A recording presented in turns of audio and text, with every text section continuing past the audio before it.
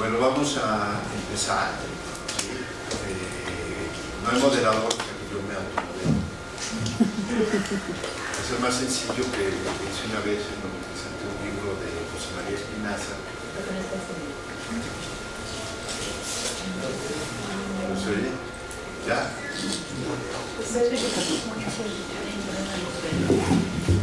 No, una vez que presenté un libro de José María Espinaza y se me olvidó llegar, entonces yo ocupé el lugar mío y el lugar suyo. Estuvo de acuerdo con todas las cosas que le dije. Creo que no he tenido mejor presentación que yo haya dado eso. Bueno,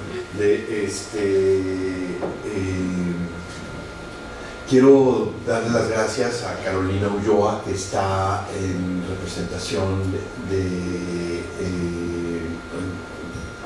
Aurora Piñeiro. Soy malísimo para los nombres. De Aurora Piñeiro, que por motivos de fuerza mayor no puede estar con nosotros. Carolina va a traer la presentación de Aurora, y además le quiero agradecer también que va a poner de su cosecha, lo cual me tiene así como muy interesado. Y también quiero agradecerle a Yana Hadati que haya aceptado presentar el libro. Y bueno, sin más, ¿no? Le doy la palabra a Carol.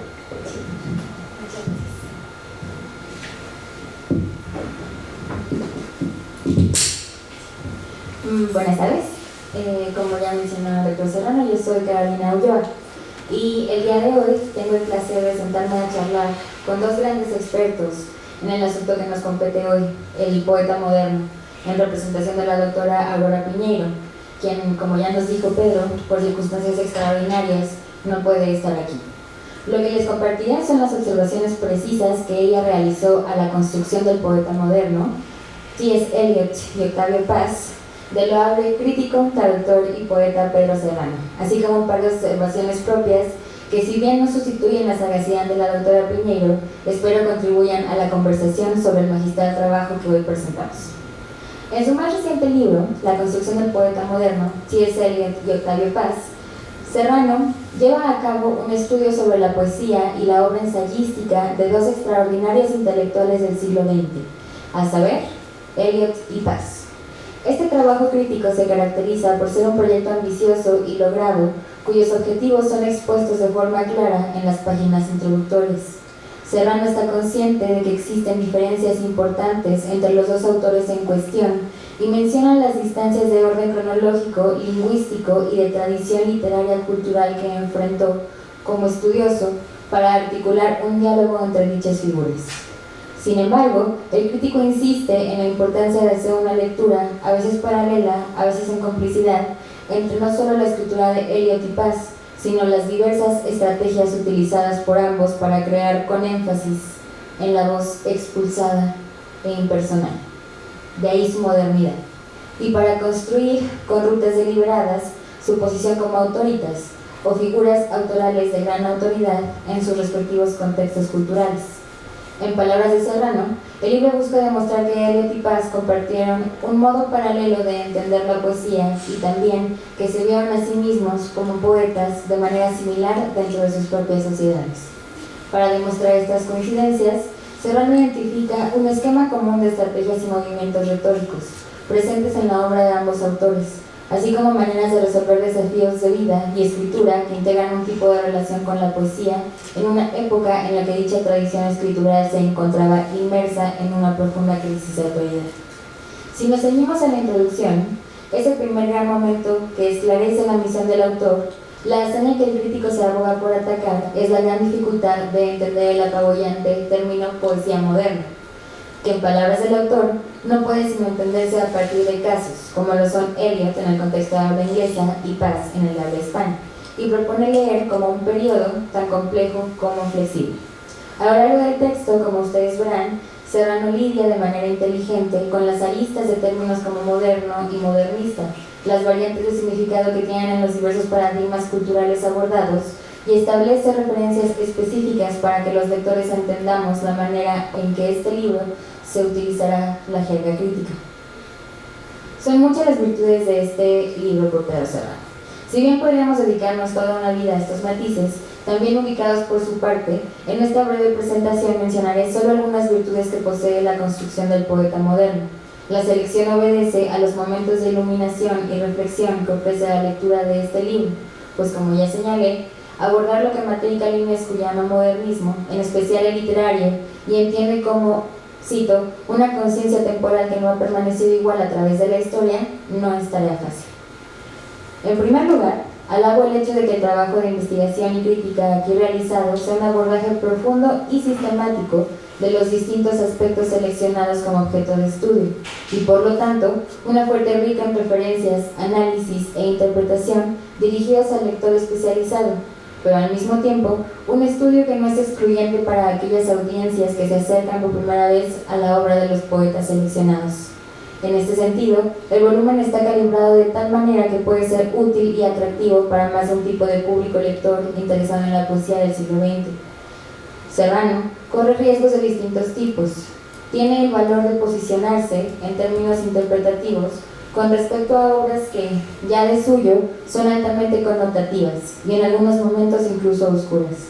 Estamos ante una poesía que no siempre está ahí para ser desentrañada en fusión de significados, y el autor del libro tiene el cuidado de no aniquilar o simplificar las opacidades, pero sí hace pública una manera de leer estos textos, aunque no pretenda ser la única. Asimismo, parte de una concepción específica de poesía en general y de la poesía en inglés y en español del complejo mosaico del fin del siglo XIX y la primera mitad del XX. En tiempos de radical corrección política, Serrano camina por un filo peligroso y aborda el tema de la relación de estos poetas con las mujeres y su representación de la mujer en el corpus poético, con cuidado, pero sin evadir los aspectos incómodos o complejos que esto representó y representa hoy para las audiencias contemporáneas. Establece un diálogo rico entre el texto principal y las notas al final del libro, que se convierten en un espacio para extender la conversación con el lector. En dichas notas, el autor presenta otras aristas o matices de la interpretación que, sin distraer de la argumentación principal, sí son otro ámbito fuerte del trabajo crítico. Dado que la lectura de la obra de ambos poetas enfatiza la importancia que los dos autores dieron a la voz, lo sonoro o aural es protagónico en el libro. No solo se analiza la construcción de dicha voz, que es un aspecto fundamental, sino también la presencia de la música en las obras. Y también, en otro nivel, Serrano recurre a comparaciones con obras musicales y ejemplifica así varios aspectos de las diferencias entre estos escritores y los que precedieron o fueron sus contemporáneos. Otro de los grandes aciertos del libro es la identificación y estudio de la obra de Ramón López Velarde como bisagra entre las figuras a estudiar y como antecedente en la construcción de la figura del poeta moderno en el contexto de habla hispana. A esto se unen las referencias a José Juan Tablada y así se pavimenta el camino para llegar al Cabo Paz. Un ejemplo de lo anterior es la sección del libro en la que Serrano explica las coincidencias entre la concepción de la poesía para López Velarde y el concepto del objective correlative de Eliot. Ahora, si me permiten hacer una brevísima objeción, que de objeción no tiene mucho, o para llamarlo de otro modo, un quisquilloso señalamiento, que en un tiraje posterior valdría la pena considerar, es que el libro no siempre incluye las traducciones de las citas en inglés, en el caso de los poemas correspondientes a la tradición en dicha lengua. Y aunque dichas citas van seguidas de explicaciones que permiten inferir aspectos de lo citado, tal vez mi única sugerencia sería que se hubieran incluido en las notas, en un número mayor de ocasiones, estas traducciones, para permitir que más lectores de habla hispana pudieran navegar por las páginas del texto. Lo digo, por un lado, porque este material representa una fuente de información digna de una multiplicidad de lectores. Por otro, este lo señalo sabiendo también de la trayectoria como traductor de Pedro Serrano y de su propia obra poética, aspectos que le convierten en un traductor ideal de los fragmentos presentados. Esa dimensión es, para mí, lo único que faltaría en un volumen que, en otros sentidos, es un estudio impecable de la figura del poeta moderno y del legado de los dos autores principales a los que está dedicado.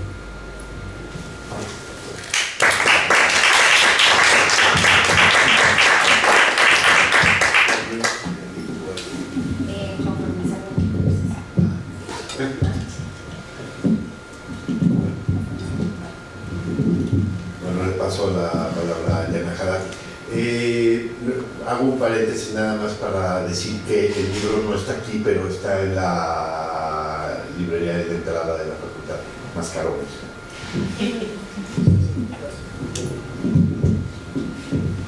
Bueno, buenas tardes, me da mucho gusto estar en la facultad. A veces estas decisiones extrañas hacen que los de filológicas no andemos tanto por aquí, pero siempre es un placer porque además es un auditorio en el que he presentado otros libros, he participado en coloquios, he asistido como espectadora, como estudiante, entonces siempre esa idea de comunidad muy horizontal que brinda la facultad nos devuelve un poco a la idea de que solo es un momento en donde está la posición. El libro que hoy presentamos es un libro reeditado cuya primera edición de 2013 seguramente se agotó. Quizás luego la conversación con Pedro tendría que ver sobre todo con los detalles de esta reedición pandémica y celeste. Y es un libro en que se reflexiona sobre cómo se construye el poeta moderno, pero no exactamente de una manera comparativa, sino de una manera paralela. Se construye en dos generaciones, hay una postura muy enfática de Pedro diciendo el verdadero contemporáneo, pero vivió muy poco, de Eliot era López Velarde. El sentido que tendría la comparación sería un poco sí filiaciones. Y a mí me gustó pensar en genealogías que rebasan los dos postulados, pero que iluminan mucho los dos postulados. Es decir, que uno de los hallazgos de la posibilidad de la modernidad sea en sus vertientes del héroe romántico o de las vanguardias o de las transvanguardias, posvanguardias, es la posibilidad de decidir quién es el sujeto. Es decir, es un sujeto moderno que se erige en la filiación que decide elegirse. No tiene que estar en su tradición, no tiene que estar en su nación. Genera una comunidad que le da sentido, una comunidad que no necesariamente habla desde su presente, sino que en ese sentido podríamos decir, por las lecturas que hace inteligentemente Pedro en el libro, Octavio Paz es nieto de Sor Juana. Octavio Paz es hijo de López Velarde. Octavio Paz es sobrino de Eliot. Es decir, que podríamos construir unas filiaciones que hacen más sentido que las conflictivas filiaciones, pudorosas filiaciones, borradas y negadas a lo largo de la obra de Paz con su propio padre, aspecto que quiere iluminar en ciertos momentos, es decir, el padre cercano al zapatismo y frente a él el abuelo y la postura ambivalente. Pero ¿por qué no pensar en que esas genealogías se establecen también para poder establecernos frente a nuestros objetos?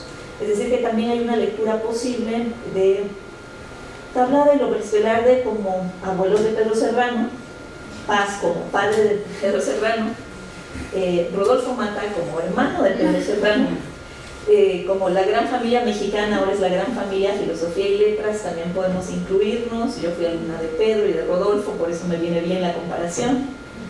Y Jorge Aguilar Mora es ese tío disidente que empieza a hablar mal del abuelo, pero que es reivindicado por Pedro, aunque no por el grupo Vuelta. Y hay una tensión leve, mesurada, porque Pedro tiene sentido del humor y buen gusto, entonces no pone la polémica como centro de su libro, respecto a lo que Alberto Ruiz Sánchez, por ejemplo, hace con la lectura de Paz. Para 2013, lo que queda elidido, la decisión de hacer la interpretación biográfica a partir de la obra de Paz, cómo no funciona, y en alguna entrevista, porque la ventaja de llegar a la presentación no como primero, sino en una segunda vuelta, es que había entrevistas que pude ver de Pedro hablando sobre el libro. Consideraba algo que no está, porque digo que Pedro tiene buen gusto y no habla mal de la gente, entonces que libros como los de Malva Flores o de Guillermo Sheridan u otros contemporáneos que son señalados en la entrevista no hablan realmente de la obra, y que a él no hacen análisis de la obra, hablan de biografías, y que a él le interesaba recuperar la idea de que la aproximación a la poesía debe ser ética y la aproximación a la crítica siempre debe ser, como lo ponen de muestra tanto Eliot como Paz, estética. Otro de los elementos que pone en juego para explicarse estas posibilidades, yo recuerdo cuando salió el libro de Paz, Sor Juana Inés de la Cruz o Las trampas de la fe, que fue un libro que amamos todos los que no sabíamos mucho de virreinal o no sabíamos nada, y odiaron todos los virreinalistas de Hueso Colorado porque decían algo que también dice, pero en un sentido elogioso, el libro de Pedro: la Sor Juana de Paz es una máscara de paz, la Sor Juana de Paz es moderna, es una poeta moderna, a través de la cual, con un gesto narcisista, se proyecta el mismo Paz, alimentar una filiación. Entonces, la paternidad elidida, la decisión de ser intelectual en el espacio que le procuraba posibilidades, la construcción de ella a través de textos en donde tomaba la palabra por ella, la forma de ser a la vez autónoma y salamera con el poder.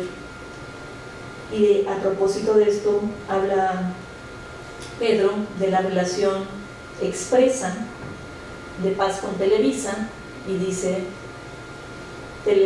citando a Paz: Televisa me usó y yo usé a Televisa. Entonces es otro virreinato en que se pone en juego, otros favoritos. Pero atrás están también tensiones que quizás es bueno sacar a colación, es decir, esta idea de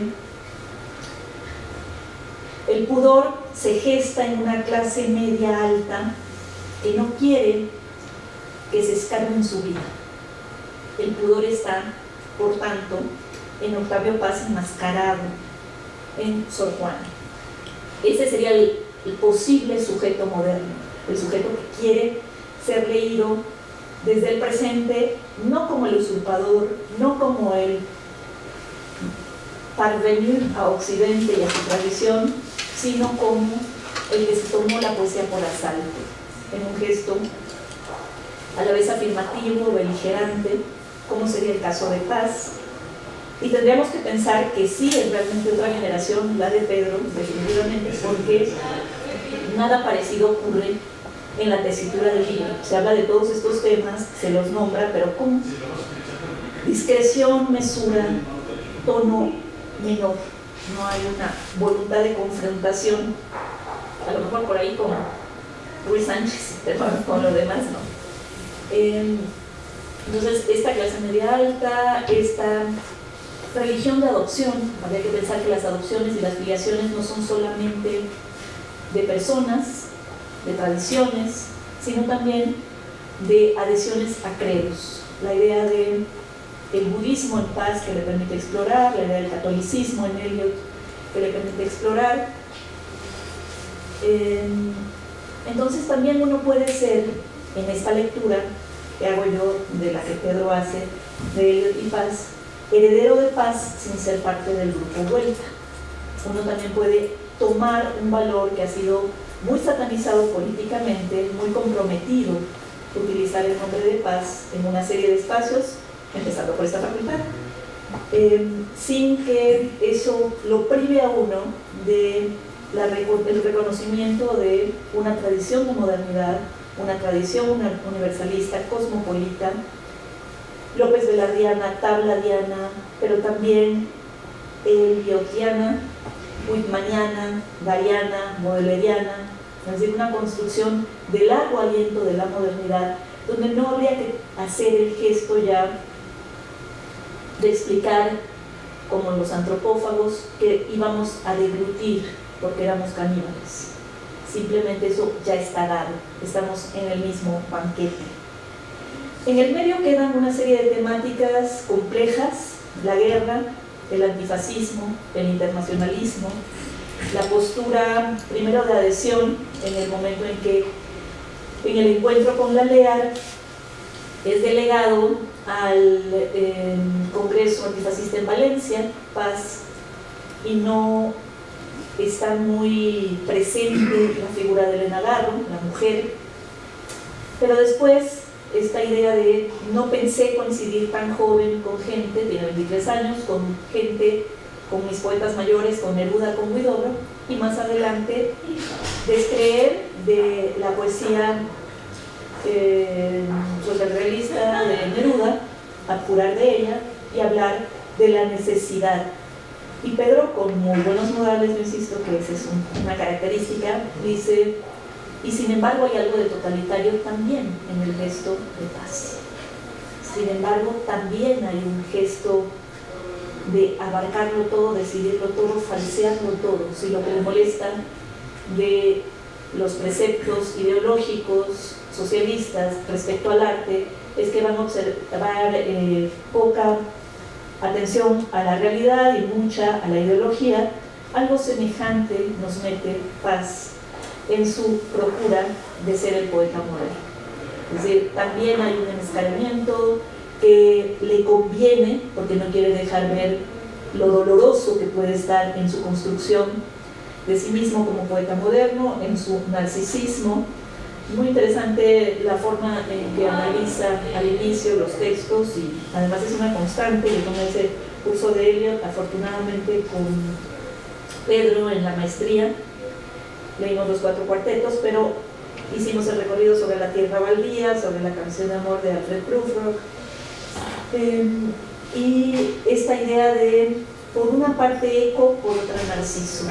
No puede haber en el retrato de la dama, en el Portrait of a Lady, una comunicación, una conjunción carnal idealizada, o ideal, más que idealizada, porque lo que molesta es que ella es eco.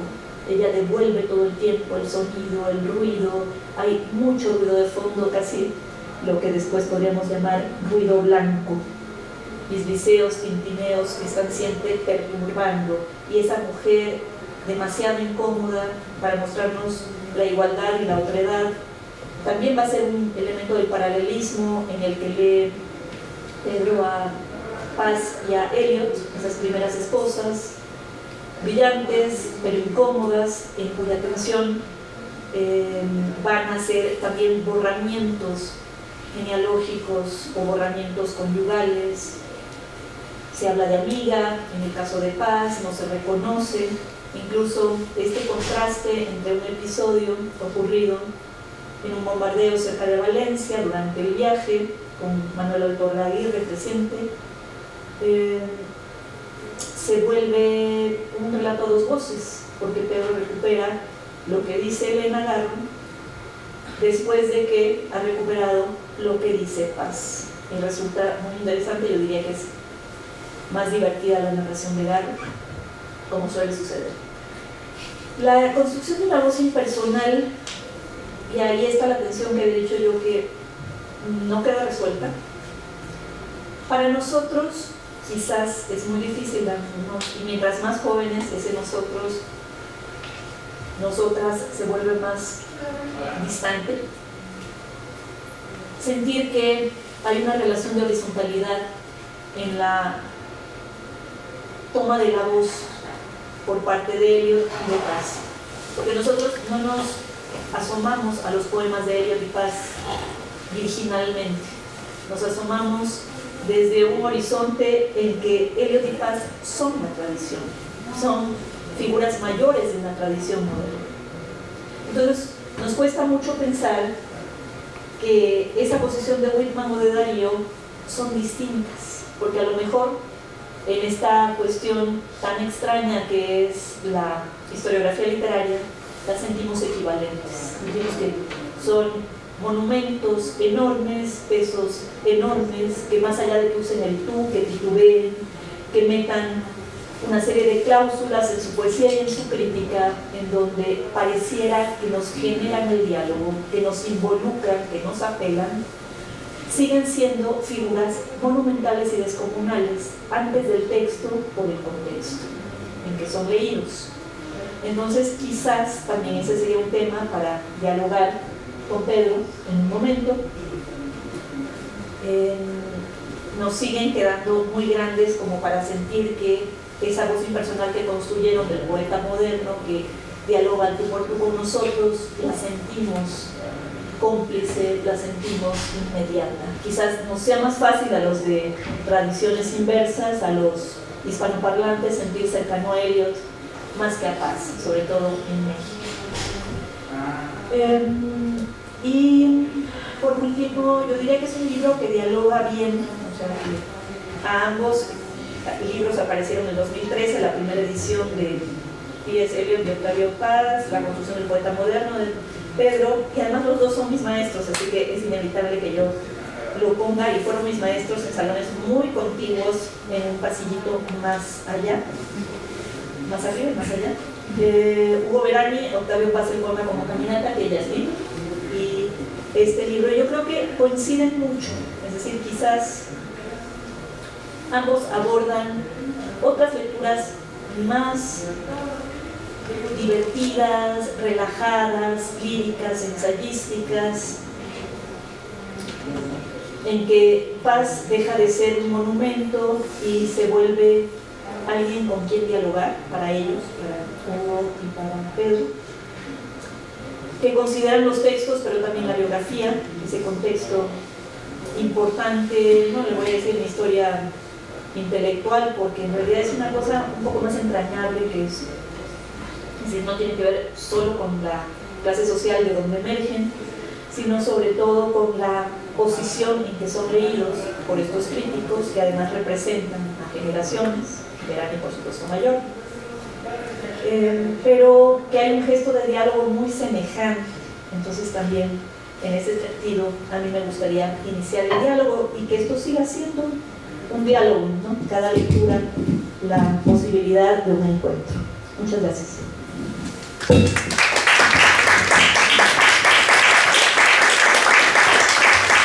Muchas gracias. Bueno, les agradezco a Aurora que no está, a Caro y a Ana sus observaciones. Voy a retomar algunas de las cosas ya luego seguimos discutiendo. Me gustan mucho las dos visiones. Me parecía muy interesante el estar ya no estaba hablando de esta comunidad que formamos en la universidad y que se siente en la facultad y que tendría que estar mucho más tejida en lugar de formar reinos de taifas o recursos de poder. Y un poco en ese mismo sentido, en ese mismo espíritu, el poner cerca a dos poetas que no coinciden del todo, o sea, que no se autorreflejan uno al otro de manera sencilla, va encaminado hacia ese lado, ¿no? Mucha gente antes de conocer el libro me decía, pero ¿qué tiene que ver Eliot con Paz? ¿No? Es cierto, no tiene nada que ver, ¿no? Es más, yo digo que Paz es un mal lector de Eliot, no en el sentido de Harold Bloom, de hacer una lectura intencionalmente desfasada para poder utilizarlo, sino al revés, es un lector al cual no lo menciono en algún momento, no son emocionalmente cercanos, ¿no? Hablo de la porosidad en Eliot, es decir,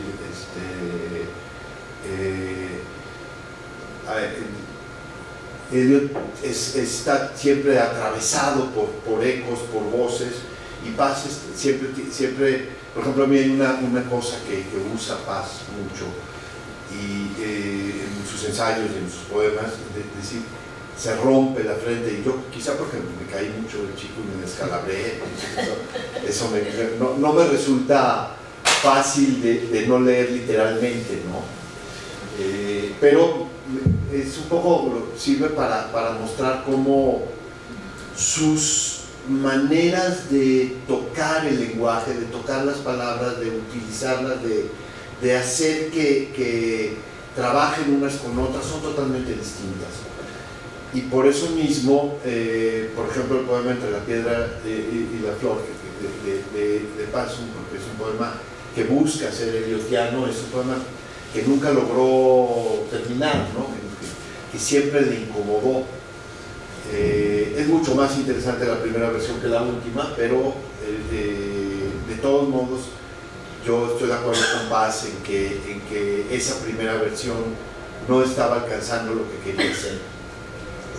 La última pues, no tiene nada que ver, y no es buena.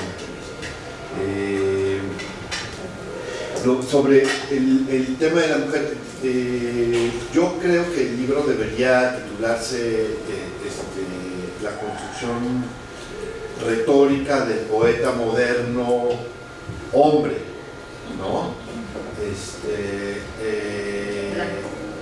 Blanco, sí. Clase media. Y esto porque la realidad de la mujer en la poesía del siglo XX es muy distinta. No es que no pudiera, tendría que ser otro trabajo, no es que no pudiera ser otro caso, el trabajarse como un caso. Para mí el ejemplo más claro de esa oposición o esa diferencia está, aquí sí lo haría yo, entre dos poetas que son no solo contemporáneos, sino del mismo país, que serían Vicente Huidobro y Gabriela Mistral, ¿no? En donde tienes un poeta hombre, blanco, rico, europeizado, que vive en París y que escribe una poesía vanguardista, y tienes una poeta que es mujer, pobre, provinciana, bastarda casi se podría decir, ¿no?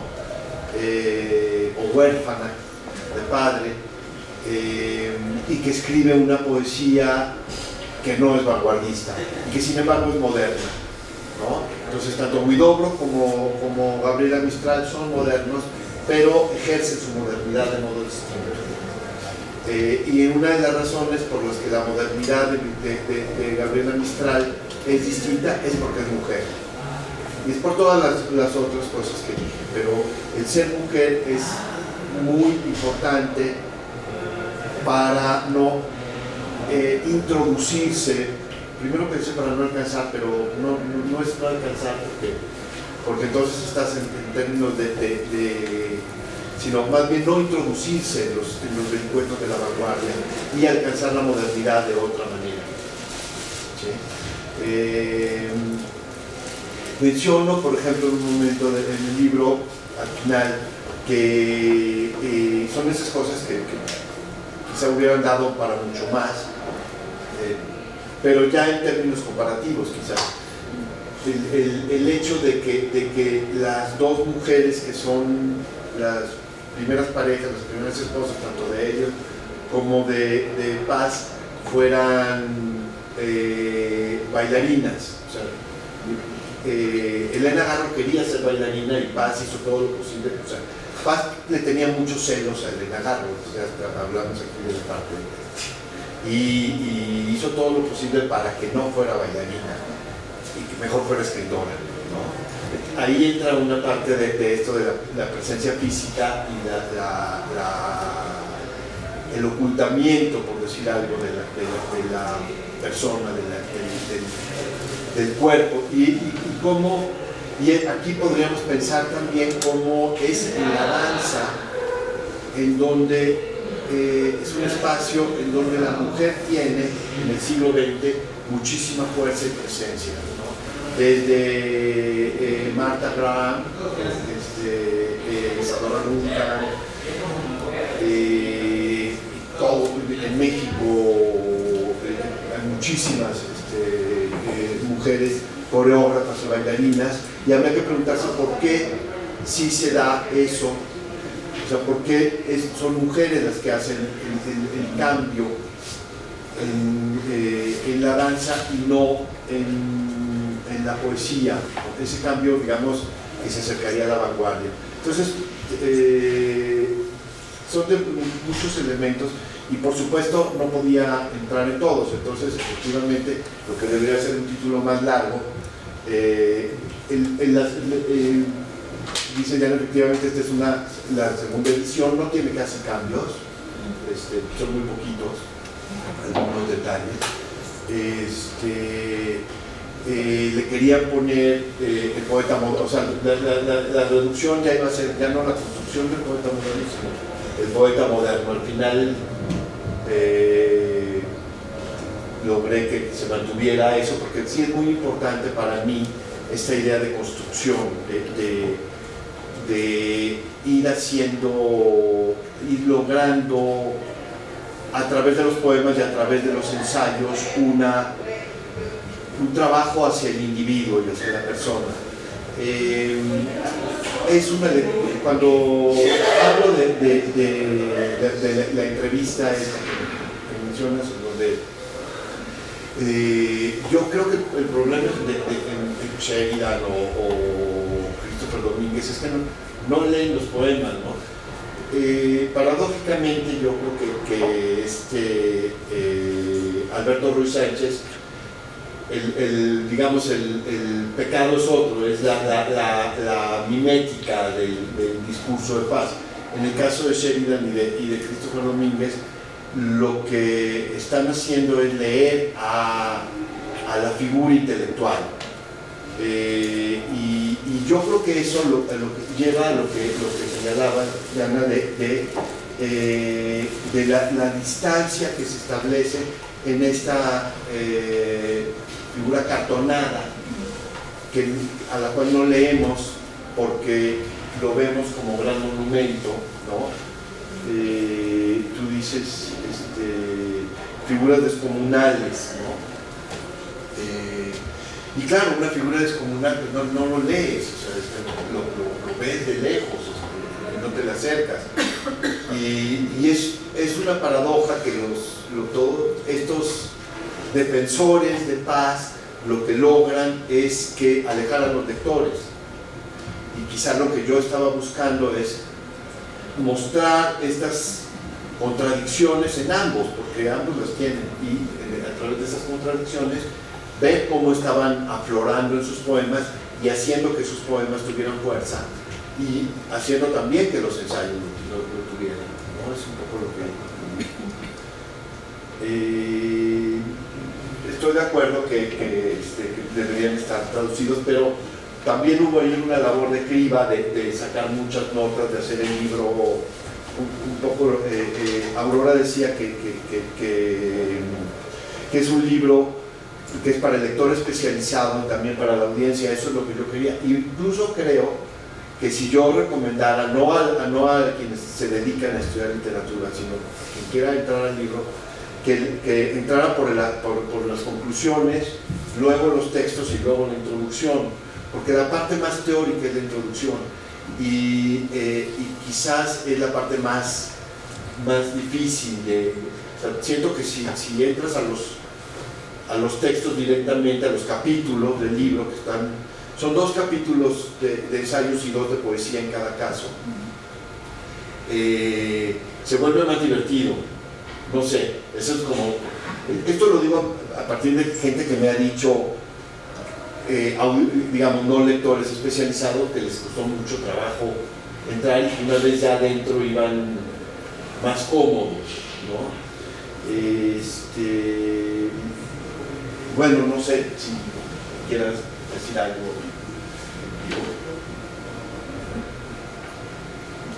Yo quería comentar que me sorprendió, hay una crítica temprana a la primera edición de Víctor Manuel Mendiola. Pensé que había cambiado mucho porque hablaba de exceso de metalenguaje, y yo no lo no sentí que fuera un libro erudito, un libro para especialistas, pero quizás ya en esta facultad todos nos decimos, siendo metalingüistas más que eruditos, pues quizás ya no soy demasiado familiar, pero me parece más de divulgación que de una crítica así, y que también en eso había una postura ética tuya sobre la idea de divulgación, sobre la idea de para qué hacemos crítica, para quiénes hacemos crítica. Sí, por supuesto que es intencional, es decir,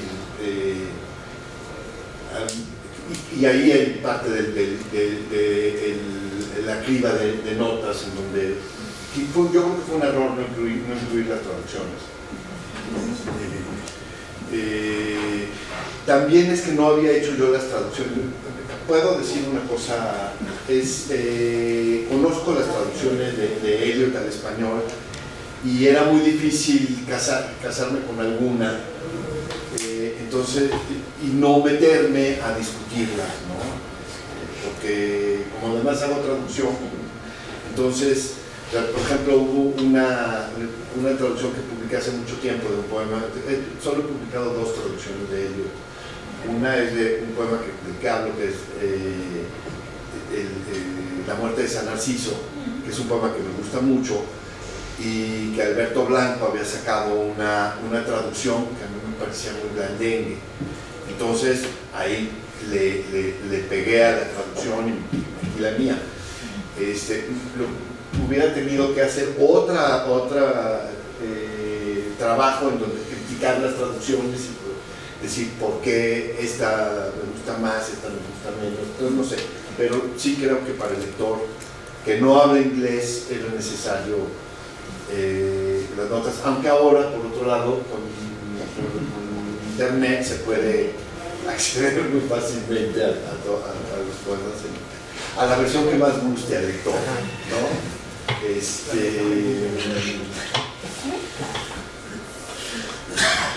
Y otra cosa que quería mencionar es, estaba pensando hace rato, hay un libro que estoy leyendo ahora que es de 2 autores ingleses, creo que son, se llaman Brewer y Wengrow, es de arqueología y antropología, o sea, no tiene nada que ver con la literatura, se llama El principio de todo, ¿no?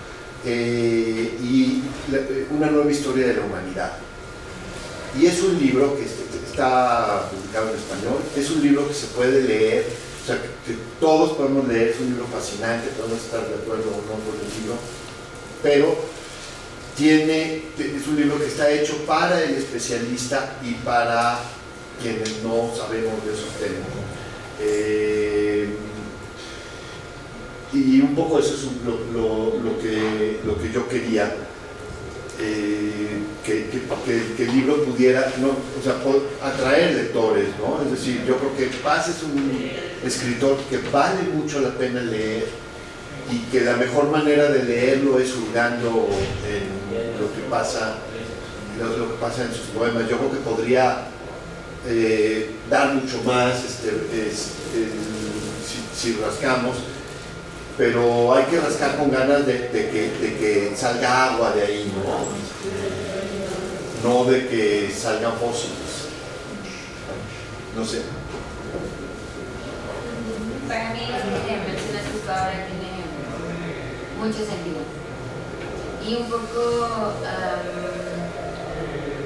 ahora que comentaban ustedes dos esta cuestión de la filiación, y que trae a colación la cuestión de traducción y de finismo como poeta, me pregunto si podemos hablar aún de una figura del poeta en estos días, del poeta moderno específicamente en estos días, cómo la traen Paz y Eliot, cómo la exploras tú, o sea, moderno, porque no lo abordo desde lo cronológico, es una construcción. Bueno, aquí lo que pasa es que sí, pero habría que moverse a entender el término de modernidad en otros términos que no. Yo hablo, es muy interesante, por ejemplo, que Eliot empieza, los poemas que publica, los primeros los escribe en 1911, y Paz muere en 1994, 90. Y se habla del siglo XX como un siglo corto, que empieza con la Primera Guerra Mundial y termina con la caída del muro. De alguna manera, los términos históricos en los cuales está ubicado este libro son esos, ¿no? Y hay una modernidad histórica que yo estoy discutiendo. Ahora, hay otra idea de modernidad que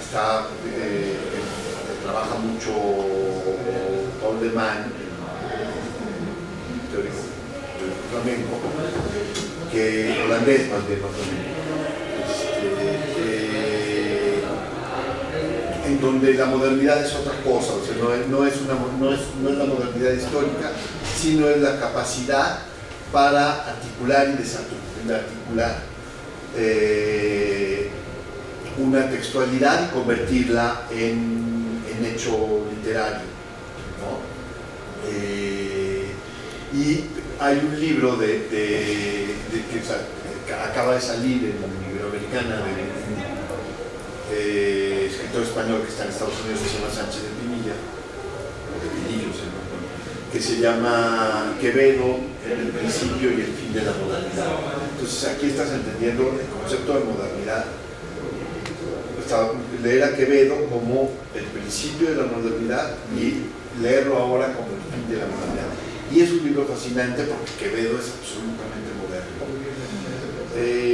Y eso, en términos de Deman, sería la modernidad, es la capacidad de la escritura, de la escritura, y eso en antecedente de lo que llamamos literatura, para activar lecturas, ¿no? Y en eso la modernidad, volviendo al término al libro que les mencionaba de antropología y arqueología, la modernidad estaría en toda la acción humana, ¿sí? En toda la acción humana de imaginación, de creación, de encontrar cosas nuevas, y un poco lo que yo estaba buscando es cómo hicieron Paz y Eliot en su propia modernidad y en su propio momento histórico para activar eso en sus poemas y en sus ensayos. Y claro, y a partir de ellos también poder leer a otros poetas y a otras poetas, ¿no? O sea, yo creo que lo que yo aprendí escribiendo este libro me ha permitido leer otras cosas, me ha permitido entender ese libro sobre Quevedo, coincidiendo con lo que yo pienso, y poder leer, o sea, entender por qué Gabriela Mistral es tan importante como libro, ¿no? Por decir algo. En el caso del español, y lo mismo podríamos decir en la literatura en inglés.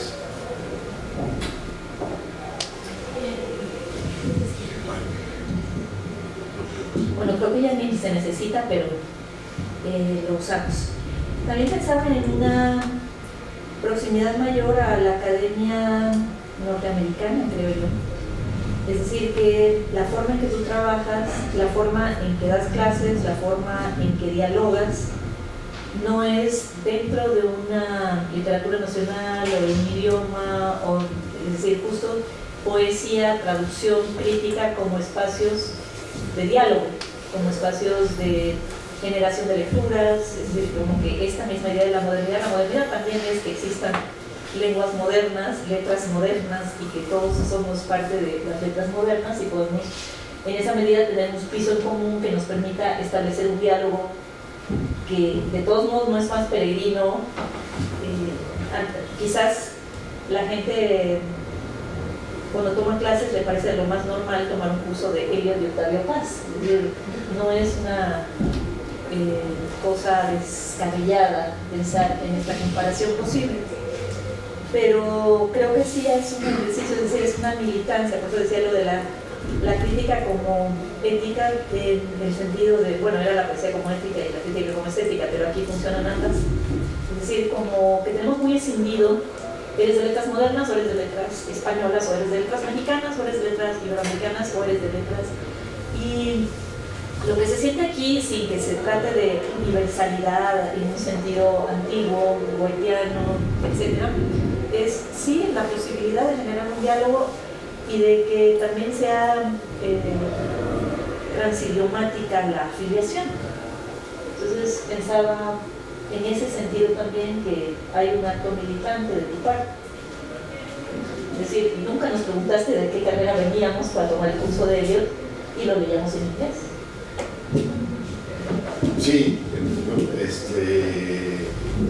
no es que asumiera que se tenía que hablar inglés, pero sí pensaba que se podía, que se podía leer y se podían hacer los puentes, ¿no?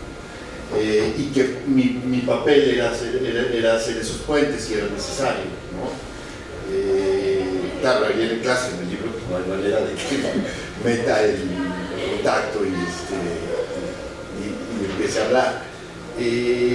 Sí, para mí es muy importante esta cruce de pensamientos, porque yo creo que lo que, por ejemplo, leer a Pessoa, y aquí entra la traducción, creo que estás tocando un punto en donde la traducción es muy importante. Nosotros pensamos, por ejemplo, en la poesía moderna en español, que es la poesía escrita, empezando por decir algo, por Huidobro, Neruda, esa generación, nacidos a finales del siglo, Borges, nacidos a finales del siglo XIX, principios del siglo XX. Y está asumido que una de las grandes influencias en la poesía en español de esa generación es la poesía francesa. Y entonces es como si todos ellos hubieran sabido francés, o qué es lo que pasó. Pasa un dato histórico básico, que en 1913 Enrique Díez-Canedo y Francisco Fortín publican un libro que se llama Una antología de la poesía francesa en español. No estoy, el título no es exactamente ese. Luego Díez-Canedo la va a publicar en 1943, póstumamente, ya había muerto. Se publica la poesía francesa del romanticismo al superrealismo, pero esa primera edición de 1913 tiene dos cosas que me parecen a mí muy importantes. Una, que no son traducciones de ellos, sino que hacen un recorrido por todo el espacio de traducción al español y toman traducciones de españoles, de argentinos, de chilenos, de colombianos, y escogen la traducción que ellos consideran que es la mejor, al grado de que publican, o sea, traducciones que ellos mismos habían hecho y deciden publicar no las suyas sino las de otros. Y los libros que leen, o sea, los poemas de Verlaine, de Baudelaire, o sea, esa poesía francesa que leen todos estos poetas no está en francés, está en español. Entonces, esos poemas, ¿a qué tradición pertenecen? ¿A la francesa o a la de habla española? Yo digo que a las dos, pero si los lees genealógicamente, como estabas diciendo, están leídos en español, forman parte de la literatura en español. Y en ese sentido la traducción forma parte, la traducción literaria forma parte debería formar parte de los estudios de letras españolas. Y a mí siempre me ha importado mucho ese tener los ojos y el sabor abierto a todas estas posibilidades, ¿no? Porque es como pensar que los tacos al pastor se originaron solo de la tradición de la comida mexicana, cuando vienen de un árabe que se le ocurrió usar carne de cerdo en lugar de cordero y empezar a hacer otro tipo de mezclas, y así nace el taco al pastor, ¿no? Mezclando cosas, y es parte de la comida mexicana, pero tiene que incorporar las cosas que suceden que llegan de otros espacios. En ese sentido, yo creo que tanto la parte de quiebre, que sería, digamos, la poética de Paz, y la parte de porosidad, que sería la poética de Eliot, hablan de la imposibilidad de estar del solipsismo. Y además la poesía es precisamente la ruptura del solipsismo, entonces implica el estar abierto a todas esas posibilidades, y yo creo que debemos estar abiertos en esta facultad a esos cruces, y entre más estemos mejor. No sé si... Pero Caro, te digo, ¿vas? Perdón, sí quiero decir algo a propósito de toda esta conversación con respecto a la noción de comunidad. Pienso, quizá en una primera introducción que tuve yo a la figura del poeta moderno con Carinescu, que la tarea me parecía titánica y me parecía muy solitaria. Y eso, en contraste, en tu libro, no lo siento. Es decir, se aboga más bien por una tarea que, si bien parece monumental y que aún nos sigue generando como esta angustia de enfrentarnos a poetas como Eliot y Paz, pues no lo es tanto. Y eso, de todas formas, pues sigue siendo una gran misión. Es decir, sigue siendo abrumador acercarse a estas dos figuras. Pero sí pienso que si la poesía es la ruptura del solipsismo, entonces el libro nos permite acercarnos y fomentar esta ruptura. O sea, nos permite establecer esos diálogos que quizá nos faltan una vez que nos enfocamos únicamente en las cuestiones biográficas, por ejemplo. O sea, el peso de la gran figura autoral que representan estos dos autores. Sí. Sí, qué bueno que estás mencionando eso. Yo creo que precisamente la diferencia entre este libro y el libro de Carinescu es fascinante, como lo es en otro sentido el de Peter Burger, ¿no? También sobre modernidad y vanguardia. Pero aquí lo que buscaba es, o sea, no es un libro teórico, es un libro que utiliza la teoría para hablar de cosas. Y estaba, por ejemplo, así como me parece que en letras hispánicas tiene que haber un componente, una apertura a que la literatura en español incluye todo lo que no está escrito en español. Digo, por ejemplo, si hay un poeta japonés, hay un siempre se me olvida no lo voy a encontrar. Bueno, un poeta japonés que no está traducido al español, pero que yo tuve la suerte de leer en inglés, que me parece tan importante como muchos otros, pero si no existe en español, no forma parte de la literatura en español, eso es un hecho. Y yo creo que quien estudia, quien hace estudios en letras hispánicas, tiene que incorporar, por ejemplo, en el caso de Paz, su conocimiento de la India, cómo afectó todo eso, cómo afectó el mundo y qué significó para él por ejemplo, el llegar a Francia, el vivir en Francia, su contacto con los surrealistas, etcétera, y todas las lecturas que fue haciendo de otras lenguas para entender por qué Neruda es Neruda, por qué Neruda es Neruda a través de esos poetas franceses leídos en español. También creo que en el caso de letras modernas, y esto yo creo que es muy importante, creo, principalmente si estás en México, si estás en Inglaterra, ¿por qué? Porque si estás en Inglaterra y estudias a Eliot, no tienes por qué conocer Eliot en otras lenguas, aunque vale la pena, porque sí creo que te puede servir sí creo que pasa algo con las traducciones, que lo dice Benjamin, abre los sentidos de lo que pasa en un poema, en una lengua. Las traducciones irrumpen en el espacio de ese poema y dan abren puertas a otras lecturas que estaban ya en los poemas, pero que suceden solo gracias a que están en otra lengua.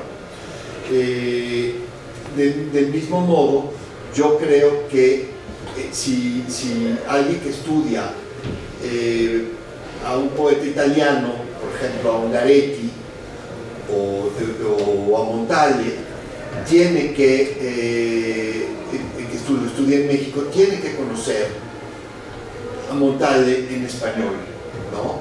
O sea, no puede trabajarse en México, creo, o en el mundo hispánico, la poesía en italiana como si se estuviera en Italia. No por términos nacionalistas, sino porque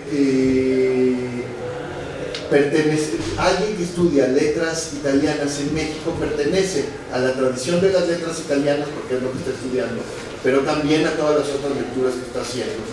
Y lo que está estudiando, si es Montale, si es Ungaretti, o si es Eliot, tiene que incorporar el conocimiento de cómo está funcionando esa poesía en el espacio en el que está escribiendo y en el que está pensando, ¿no? Y en el que además va a desarrollar su vida profesional, sea como traductora, sea como académica, sea como lector, nada más.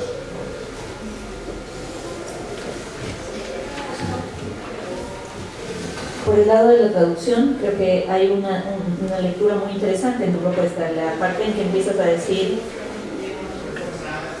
fue lector de contemporáneos, y en contemporáneos Paz encontró las traducciones, las primeras en las que dice era todo lo que esperaba, era todo lo que no esperaba de un poeta, pero tú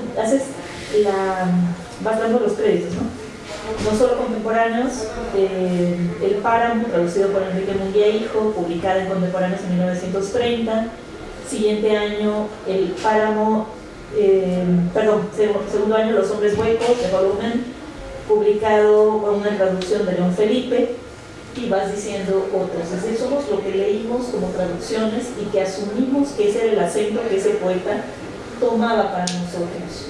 Y en esa sumatoria va a decir después que ya lo está leyendo, pero influye. Hay una noción muy clara en la poesía moderna, por lo menos del siglo XX, en que sea traducible, ¿no? Esto que hace Huidobro, a lo mejor al comienzo ni siquiera sabe francés, pero empieza a traducir casi con diccionario, todos son sustantivos, y entonces se vuelve muy fácil ese ejercicio de traducción.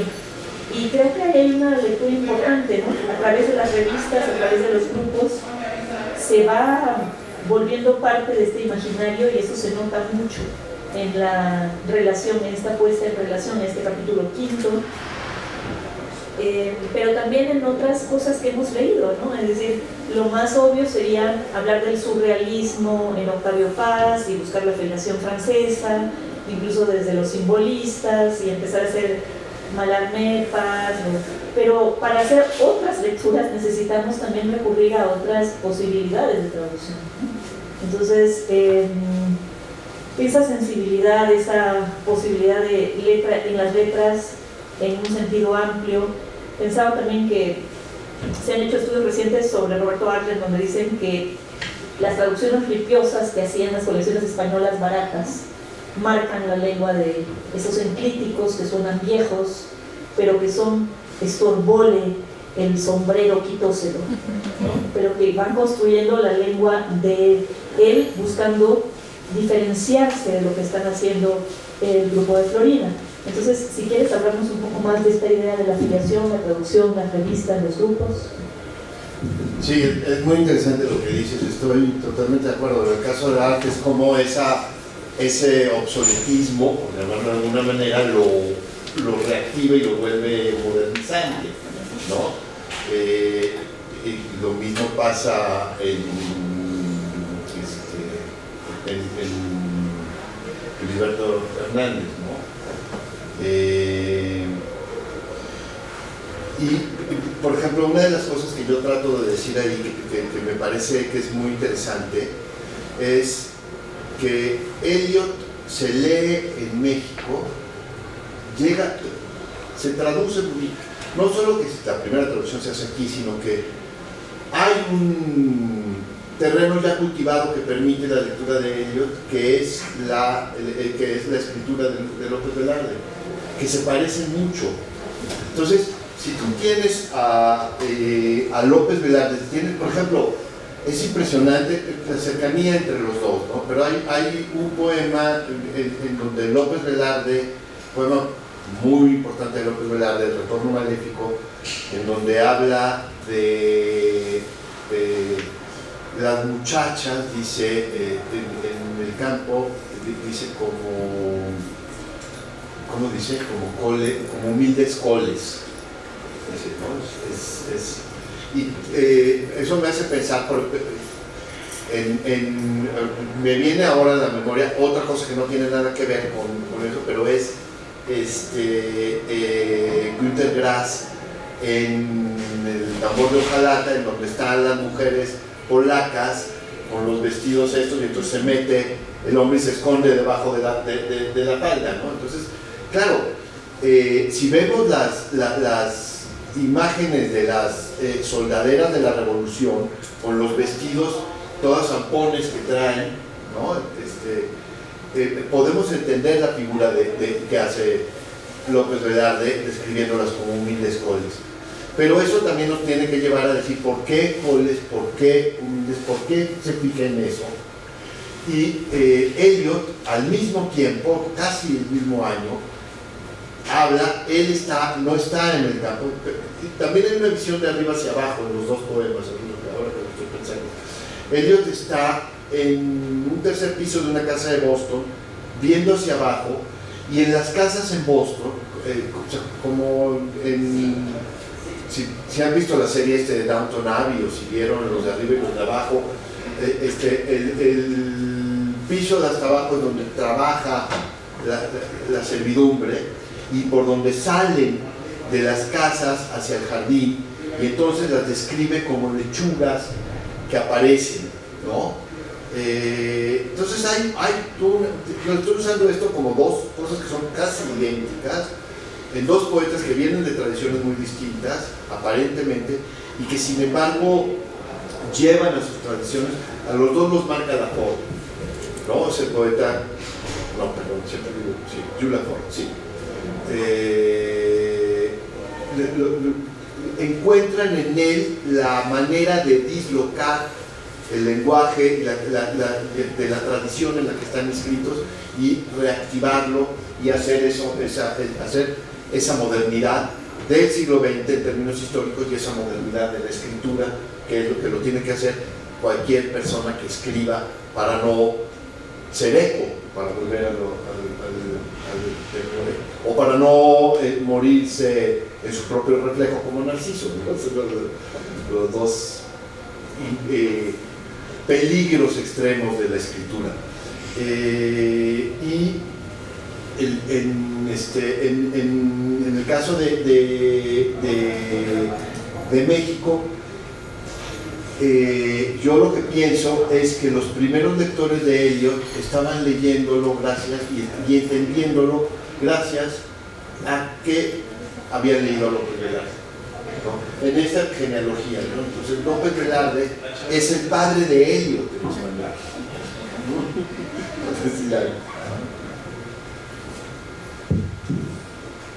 ¿no? No sé,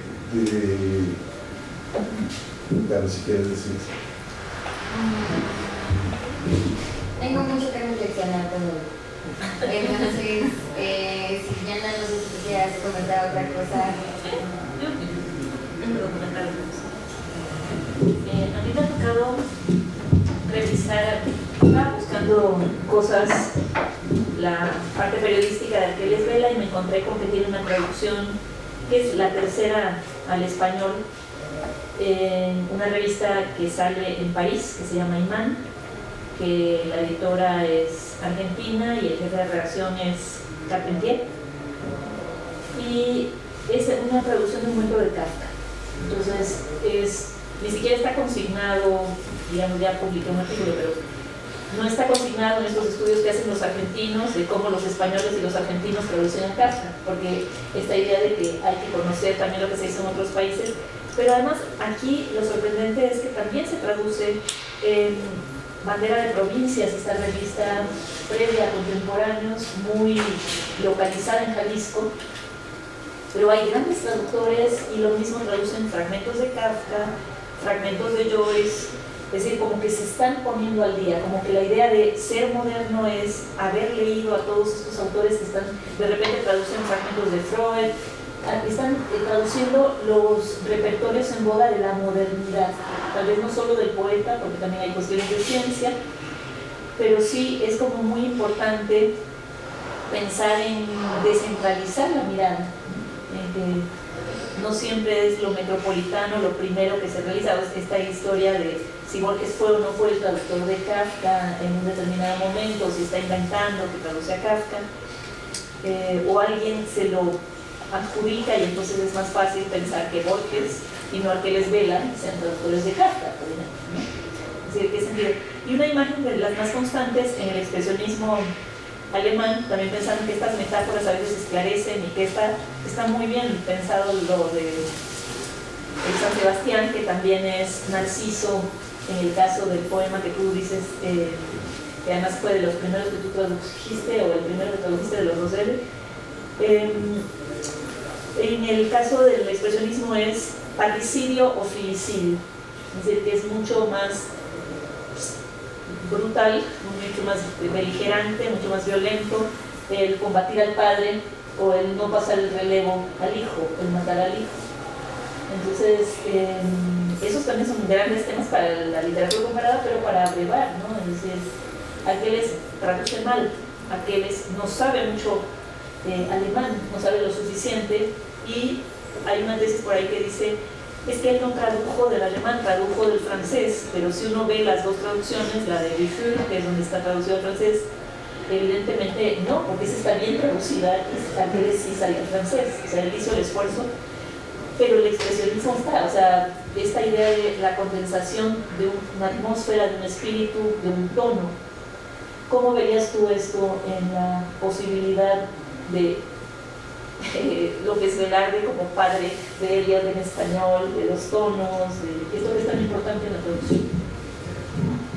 Bueno, yo creo que el tono lo da López Velarde, el tono en español, para encontrar la manera de traducir a ello.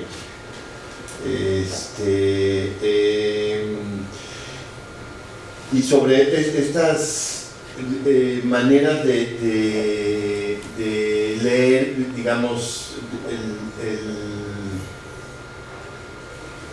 como el parricidio, ¿no? El libro que les mencionaba el inicio de todo es un poco lo que están tratando de. Hay una parte que hoy estaba leyendo sobre México, en donde hay un autor sobre los tlaxcaltecas, y hay una descalificación de lo que se hace en determinados lugares, ¿no? Entonces, la traducción se hace en Argentina o se hace en España, pero lo que no se hace en España y Argentina es mala, no se ve, y bueno, si lo ves, eso si lo ves desde Argentina, si lo ves desde España, pues solo hay la traducción española, ¿no? Por ejemplo, ahora hay dos traducciones recientes de la Divina Comedia, una de un argentino que se llama Jorge Auricino y otra de un español que sí sé quién es, pero en este momento no me acuerdo. ¿José María Micó? Sí, de Micó. Las dos son muy buenas, son muy distintas. A mí me gusta más la de Auricino. Funciono mejor en ella. Pero esa es, digamos, no la hace mejor que la otra, es la que yo, no he encontrado ninguna mención a la traducción de Auricino, y cada vez que se habla de la traducción, de traducciones contemporáneas de la Divina Comedia, de la que se habla es de la de Micó. Yo creo que hay que estar alerta a todos los espacios donde se está traduciendo, Y además creo que esto nos permite, tanto quienes estudien en hispánicas como que estudien en modernas, pensar en algo que me parece muy importante, la crítica de la traducción. O sea, tiene que haber crítica de la traducción, y para hacer crítica de la traducción hay que leer en muchos espacios. Es decir, se puede hacer una crítica de un libro, de un poeta que no conocemos, es decir, un poeta polaco, sí se puede hacer, pero necesitamos saber, tener espejos para poder, o sea, tener otras traducciones en español, y si se puede a otras lenguas mejor, porque eso nos permite ver el caleidoscopio, que además nos ayuda a entender el original, ¿no? Eso que mencionaba hace rato. Entonces, por ejemplo, hay que releer la traducción de... Se dice, Alfonso Reyes no sabía griego, y la traducción de Reyes es fascinante, de la Odisea, ¿no? ¿Sí? De lo de Iliada. Pero algunos cantos. Sí, pero es una traducción muy fuerte. Las traducciones de Pound al inglés, del chino, Pound no sabía chino, pero era capaz de leer lo que estaba sucediendo en los poemas chinos gracias a que tenía acceso a muchas traducciones distintas, y logra cosas que otros traductores que sí saben chino no alcanzan. Entonces, tanto en la escritura como en la traducción hay que estar abierto a buscar por todos lados. Sí, y pensaba también en el papel de Pacheco, ¿no? Pacheco no está en la obra, pero que también tendría algún papel en esta familia entre traducción, construcción de poesía moderna. Es decir, conozco gente que te dice que le gusta el ensayo en Pacheco, pero no le gusta la poesía. Me parece hermosa, conversacional, muy fresca, pero que espera como un acervo erudito, o sea, como que el tono debería corresponder a otra cosa, como esa sensación de que alguien que hace, un escritor, una escritora que hace varios géneros, tendría que mantener su voz, y que si se mimetiza o que toma otras voces, ¿qué sientes tú que pasa ahí respecto? Porque tú dices, López Velarde da el tono, pero entonces si alguien ahora cuando traduce a Eliot, ¿tú te fijas en que suene López Velarde cuando traduces algo de Eliot, o no va por ahí exactamente? No va por ahí, más bien da el tono para poder leer a él. Es decir, aquí estoy pensando más en los lectores y en los traductores. Los primeros traductores en México de Eliot conocían a López Velarde, y eso les permitió entender, o sea, les dio la clave para entender la poesía de Eliot y traducirla al español. No estoy diciendo que las traducciones siguieran a López Velarde, porque tampoco era, o sea, pero había algo que pasaba en la poesía de Eliot que pasa en la de López Velarde, y eso les permitía acceder. Ahora, por ejemplo, la traducción de los 4 cuartetos de Pacheco es muy buena, yo creo que junto con la de Jordi Rosse en España, de las mejores de todas las que se han hecho, o sea, son las que logran mejor traer al español el poema de Eliot.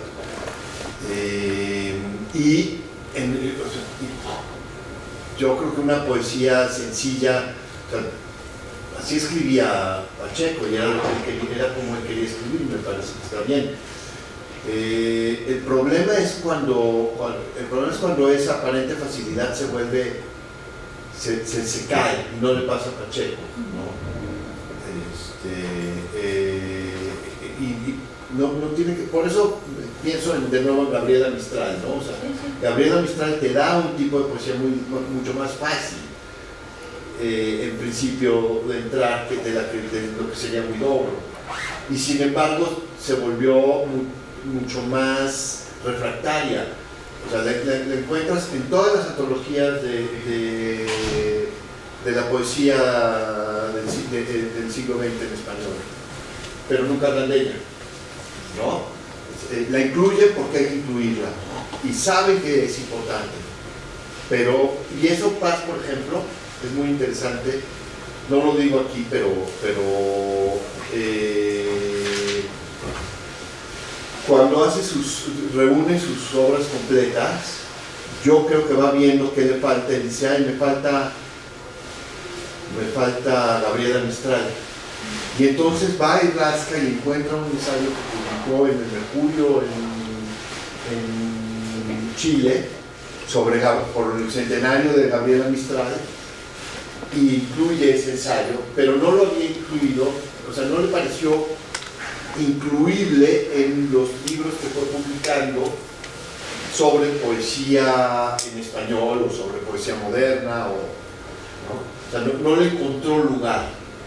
Es hasta que está haciendo el recorrido del siglo que dice, me falta y la incluyo, ¿no? Entonces, son esas, en dónde pones algo. Yo, bueno, no sé, Pacheco me parece que es muy importante. Y tan importante como Gerardo Denis, aunque sean totalmente distintos y aunque se detestaran uno al otro. Por ejemplo, hay un ensayo de Denis que no es muy bueno contra Pacheco, pero el título es maravilloso, El joven Parco, ¿no? Le pega, porque algo tiene Pacheco de joven Parco, ¿no? Entonces, pero ya el ensayo no es tan bueno. No sé si el público quiere aprovechar para preguntar algo, comentar. ¿Sí? Juan Carlos Rodríguez,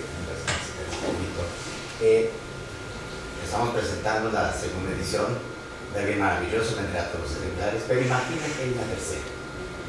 Si imaginas esa tercera con esta importancia, la inclusión de la historia, la traducción, de las antologías, las lecturas, las recepciones dentro de la propia historia literaria, ¿cómo cambiaría la historia, las traducciones que tú incluirías o harías de Paz en tu libro en el argumento? ¿Sería un cambio?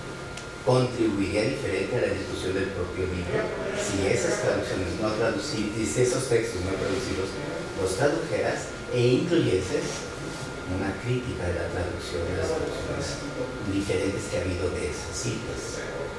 Sí, bueno, también todo esto que hemos estado hablando, lo que pasa es que aquí hay una cosa, digamos, cronológica. Todo el trabajo sobre traducción, el pensamiento sobre traducción, que ahora puedo estar un poco soltando aquí así, no estaba hecho antes, ¿no? Entonces tendría que incorporarlo y sería otra cosa, ¿no? ¿Pero crees que cambiaría el argumento? ¿Algo fundamental? No creo que cambiaría el argumento. Pero sí sería muy bueno si hubiera una tercera edición aprovechando la participación, que sí hubiera una nota de situar. O sea, a mí eso me parece que sí es muy útil. Una nota en que, sin llevarte todo, decir, aunque esto es originalmente de 2013, luego en 2023, de 2021, esta tercera edición ha visto ciertos cambios, no sé, incluso el pensar en el caso de Paz, cuando tú decías estos herederos de Paz hacen que no se lea Paz, todo lo que pasó respecto a los derechos de Paz, sí, a las posibilidades de traducirlo, a esto que dice la gente allegada, ¿no?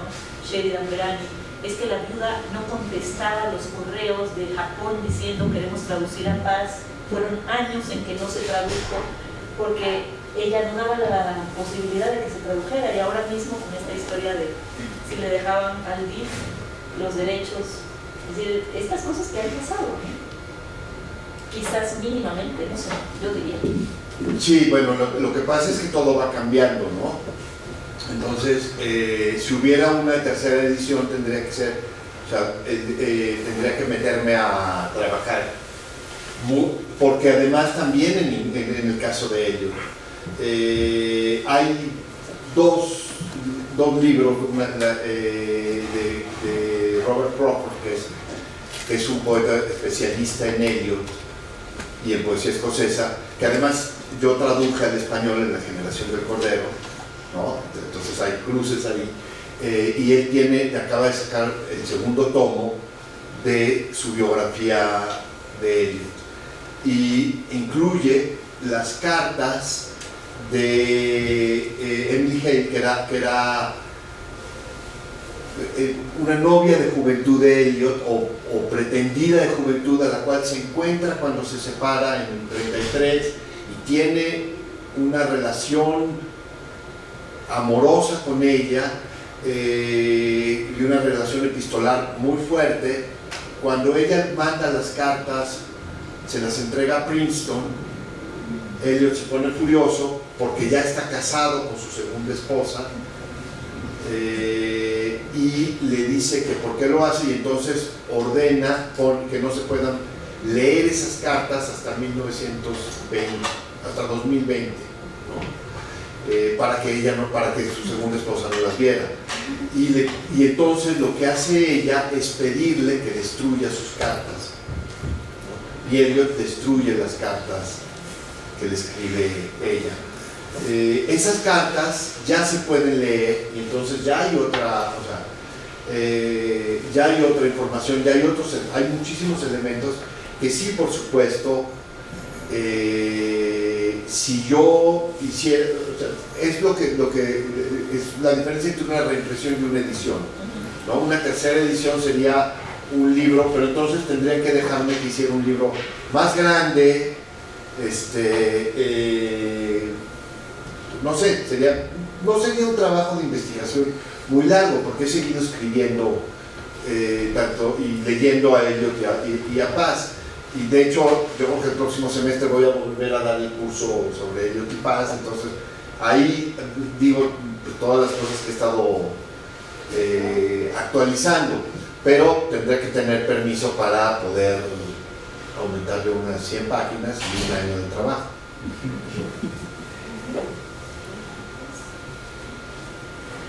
Pues, si ya, pues, muchísimas gracias.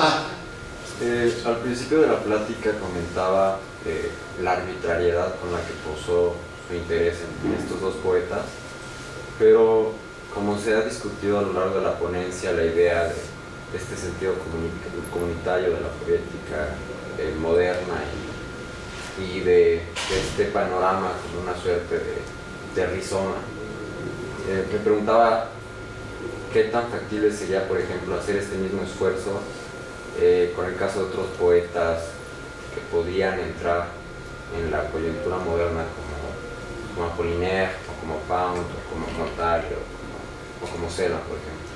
Sí, bueno, ¿Con qué tanto tino podría hacer? Se puede hacer de dos maneras. Una, como yo lo trabajé, es buscar, o sea, lo que a mí me importaba era construir casos, o sea, dos casos que pudieran usarse en otros casos. Y eso a mí me ha permitido poder pensar a Gabriela Mistral, por ejemplo, en esta misma estructura, pero también se podría hacer de otra manera. Por ejemplo, mencionas a Celan y Vallejo, y no son estrictamente contemporáneos tampoco, ¿no? Serían un poco más o menos como Eliot y Paz, sería la diferencia. Pero hay cosas que pasan en el lenguaje de Vallejo que pasan en el lenguaje de Celan. Y aquí estás hablando de dos cercanos, o sea, aquí ya estás hablando de un tipo de poesía que pasa en dos lenguas distintas, en dos momentos distintos, pero que está pasando lo mismo.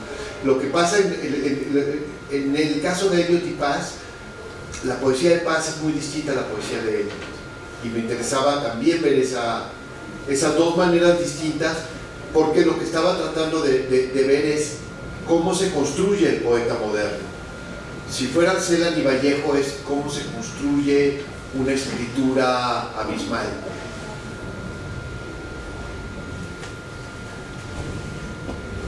¿Alguien más quiere? A mí me gustaría también, como un poco también para cerrar, preguntarte,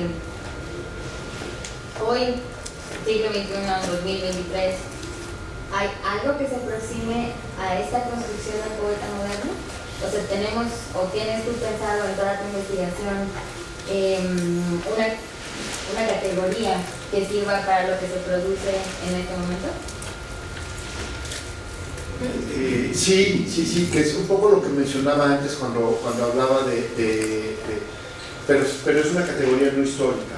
Aquí estoy hablando en términos históricos, que es la que permite hablar de Quevedo como un poeta contemporáneo, ¿no? O sea, estudiar a Quevedo y entenderlo como alguien que nos está hablando ahora.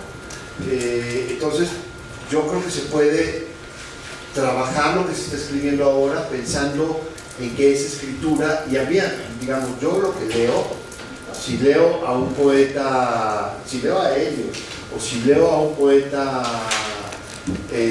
mucho más joven que yo, estoy buscando lo mismo, ¿no?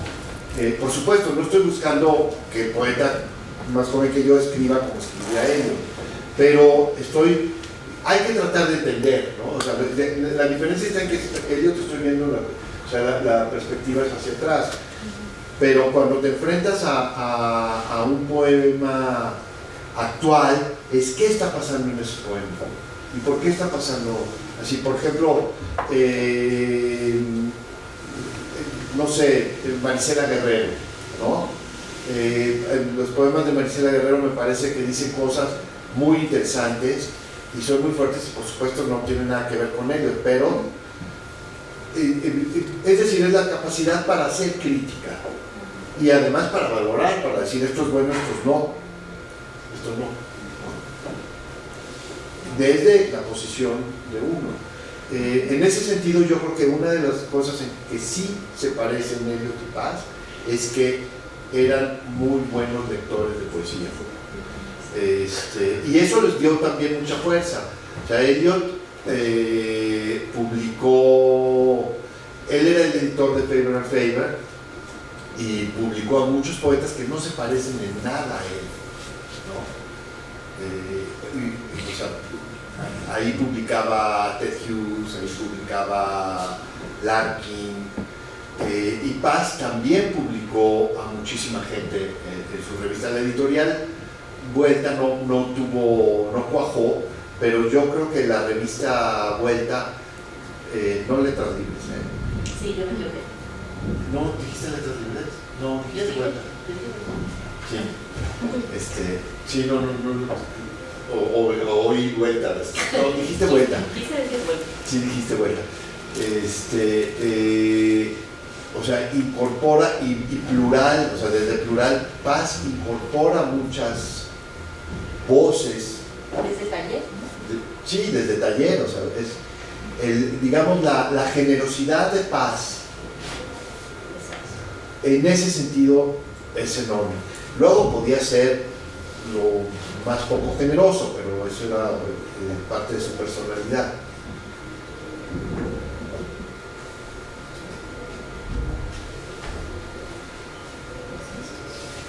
Bueno, pues muchísimas gracias. Les repito, el libro está en la librería. Si lo compran y me ven, se los dedico, porque si lo revenden, el libro dedicado vale más.